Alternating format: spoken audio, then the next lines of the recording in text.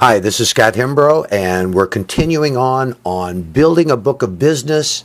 And now we're going to go through the fundamentals of the calls, the word tracks, the scripts, whatever you want to call them.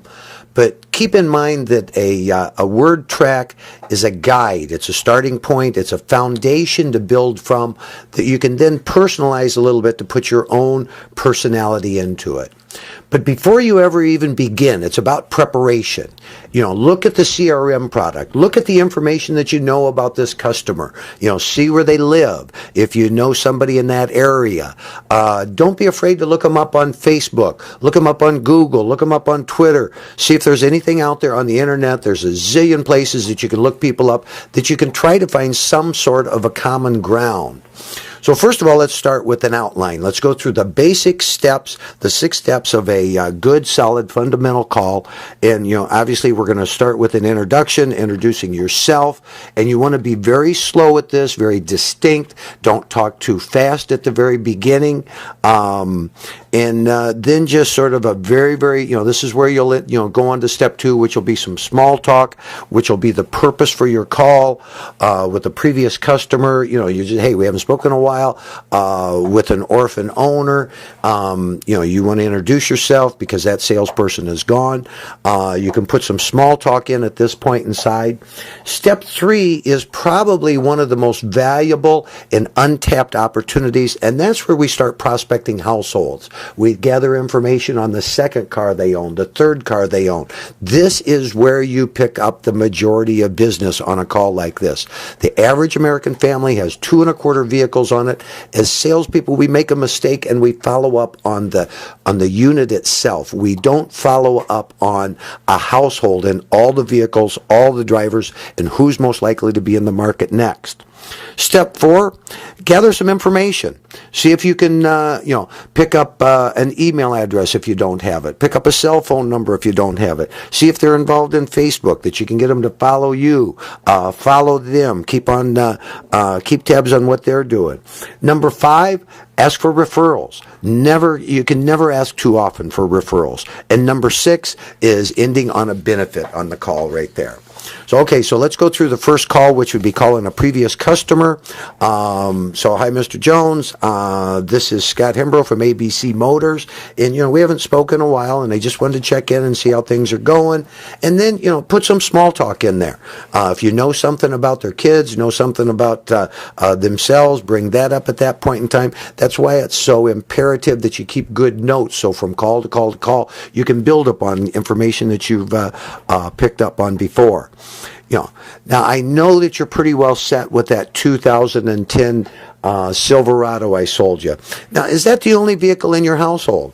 What are some of the other vehicles? If you need to, ask, who drives what? Well, let me ask you this. Of all the vehicles in your household, which one would be replaced next? And then just start to go in a little bit of fact-finding. Now, when you replace it, would you be replacing it with the same size? Would you maybe be going with a little bit bigger, a little smaller? This time you're in a truck. Would you go with the truck again? Did you buy that one new? Did you buy that one used? Would you replace it new? Would you replace it used?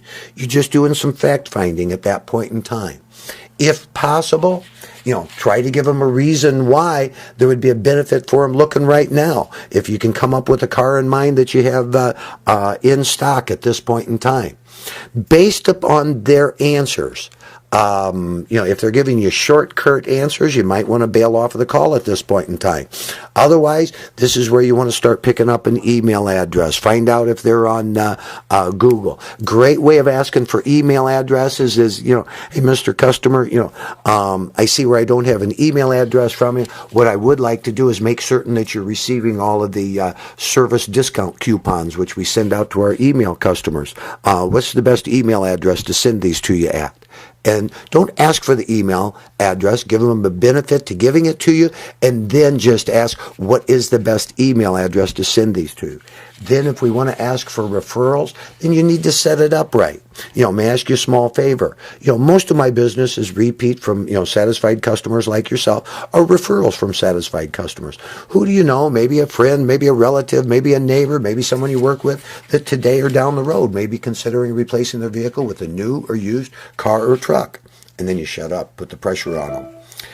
then you always want to end with, you don't want to end with asking for a referral. The main reason why I called is I just wanted to check in, make sure that everything was going okay on your vehicle.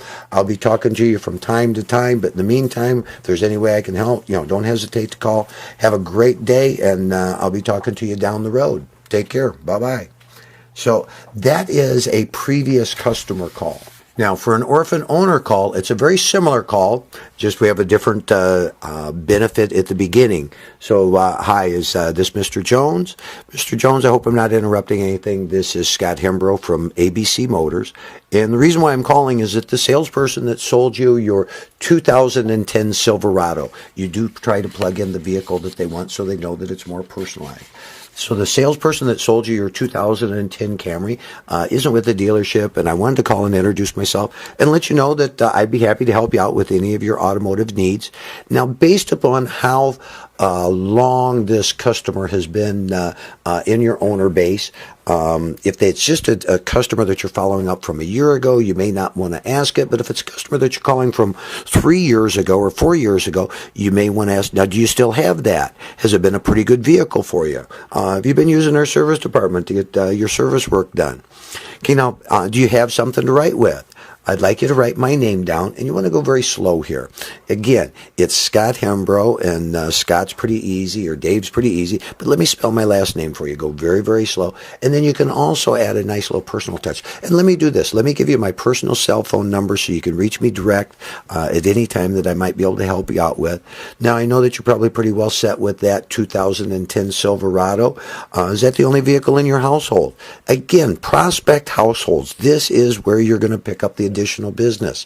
And then you want to ask, when you replace that vehicle, will you be going with the same size, a little bit bigger, a little bit smaller? Did you buy that one new? Would you go new again? Did you buy that one used? Would you go used again?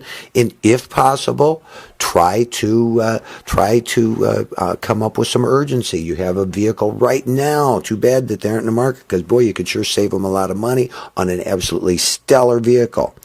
Look and see if you have all the information. This is a great time to ask for email addresses. And again, great way of asking for email addresses. I see that we don't have your email address here. I'd certainly love to make certain that you get our internet discounts. So I'd be happy to forward on to you our service coupons that we send over to our internet customers to make sure that you're receiving all the savings that you qualify for. Then you could look and see if they have that you have a cell phone number. A lot of times on the very first call, you might not want to go for a referral, but don't be afraid to, because you can never ask too often for referrals. Either way, you want to end the call on reminding them that the main reason for the call is that you wanted to call and introduce yourself. Let them know that there's somebody here that would be happy to help them. And if there's anything you can do, feel free to call me. Otherwise, I'll be calling you from time to time just to make certain everything's okay. Have a great day. I'll talk to you down the road. That's an orphan owner call. Now, there is no such thing as a bad call. You want to practice these over and over again. The more calls you make, the better you're going to get at it. Use the guide, the outline, to try to make certain that you hit all the steps so you don't miss anything. But keep in mind, the customer doesn't have a copy of the script. They're not going to know that you put it in a wrong sequence. They're not going to know that you forgot to ask this or that, whatever. The biggest thing, make the call. That is the biggest thing. Make the call, because you're going to become more proficient, more proficient, more proficient. I said it in an earlier session. If you live by the floor, you can make a living. But if you create a book of business, this is how you get rich in the car business. I hope this has helped you out, but please make these calls and do a great job for yourself and your family. Thank you, and have a great day.